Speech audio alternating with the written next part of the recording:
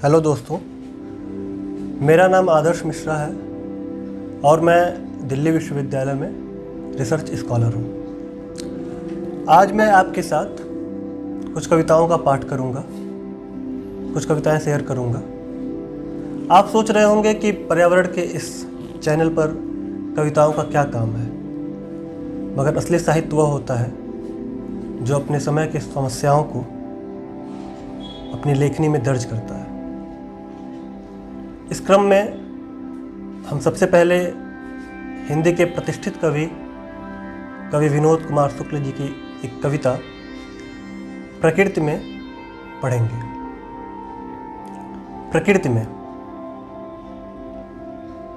प्रकृति में मैं शहरी आदमी अजीब तरीके से खोया।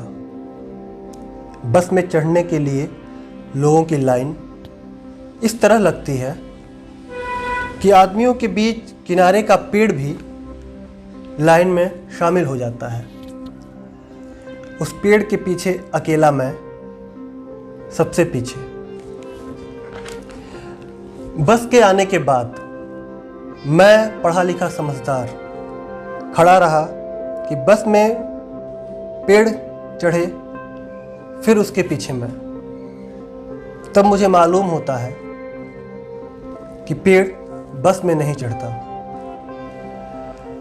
और मैं शहरी आदमी प्रकृति से इस तरह अलग होता हूं कि पेड़ को पीछे छोड़ बस में बैठ जाता हूं। बस में चढ़ते हुए ये मेरी इच्छा है कि पूरे रास्ते में दोनों तरफ पेड़ मिलते रहें। मैंने अपने कमरे में पूरे जंगल की तस्वीर लगा रखी है। इस क्रम में आगे हम हिंदी के प्रतिष्ठित कवि और मेरे प्रिय कवि केदारनाथ सिंह की कविता पढ़ेंगे। कविता का शीर्षक है पानी में घिरे हुए लोग।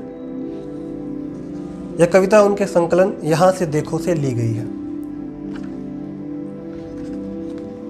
पानी में घिरे हुए लोग। पानी में घिरे हुए लोग प्रार्थना नहीं करते, वे पूरे विश्वास से देखते हैं पानी को। और एक दिन बिना किसी सूचना के खच्चर, बैल या भैंस की पीठ पर घर असबाब लाद कर चल देते हैं कहीं और।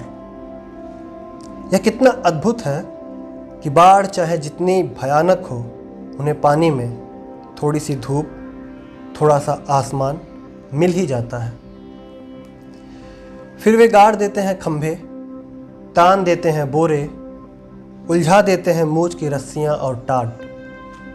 पानी में घिरे हुए लोग अपने साथ ले आते हैं पुआल की गंध। वे ले आते हैं आम की गुठलियां, खाली टिन, भुने हुए चने। वे ले आते हैं चीलम और आग। फिर बह जाते हैं उनके मवेशी। उनकी पूजा की घंटी बह जाती है महावीर जी की आदमकद मूर्ति। घरों की कच्ची दीवारें, दीवारों पर बने हुए हाथी घोड़े, फूल पत्ती, पाट पटोरे सब बह जाते हैं। मगर पानी में घिरे हुए लोग शिकायत नहीं करते। वे हर कीमत पर अपनी चीलम की छेद में कहीं न कहीं बचा रखते हैं थोड़ी सी आग। फिर डूब जाता है सूरज। कहीं से आती है पानी पर तैरती हुई लोगों की बोलने की तेज आवाज़ें। कहीं से उठता है धुआं पेड़ों पर मंडराता हुआ, और पानी में घिरे हुए लोग हो जाते हैं बेचैन।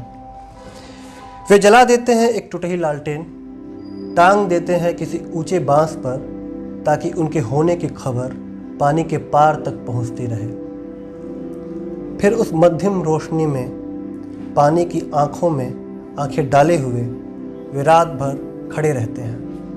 पानी के सामने, पानी की तरफ, पानी के खिलाफ। सिर्फ उनके अंदर अरार की तरह हर बार कुछ टूटता है, हर बार पानी में कुछ गिरता है, छपाक छपाक। यह कविता थी केदारनाथ सिंह की पानी में घिरे हुए लोग। इस क्रम में हम केदार जी की एक और कविता और प्रसिद्ध कविता नदियाँ, जो उनके काव्य संग्रह उत्तर कबीर और अन्य कविताओं से ली गई है। नदियाँ वे हमें जानती हैं, जैसे जानती हैं वे अपनी मछलियों की बेचैनी, अपने तटों का तापमान, जो कि हम ही हैं। बस हम ही भूल गए हैं, हमारे घर कभी उनका भी आना जाना था। उनकी नसों में बहता है पहाड़ों का खून, जिसमें थोड़ा सा खून हमारा भी शामिल है।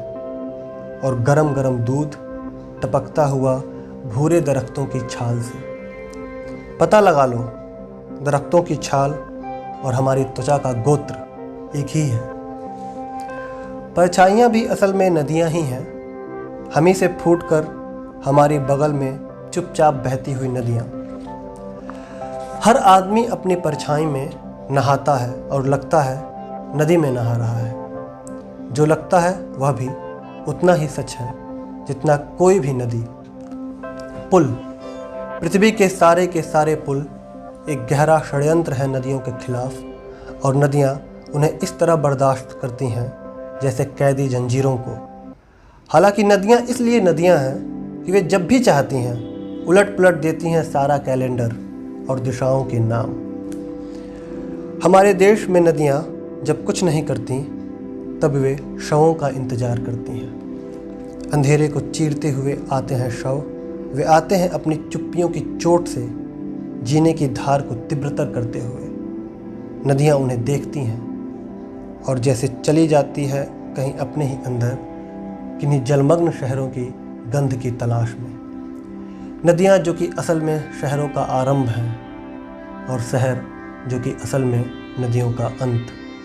मुझे याद नहीं मैंने भूगोल की किस किताब में पढ़ा था, अंत और आरंभ अपने विरोध की सारी ऊष्मा के साथ जिस जगह मिलते हैं, कहीं वहीं से निकलती हैं सारी की सारी नदियाँ।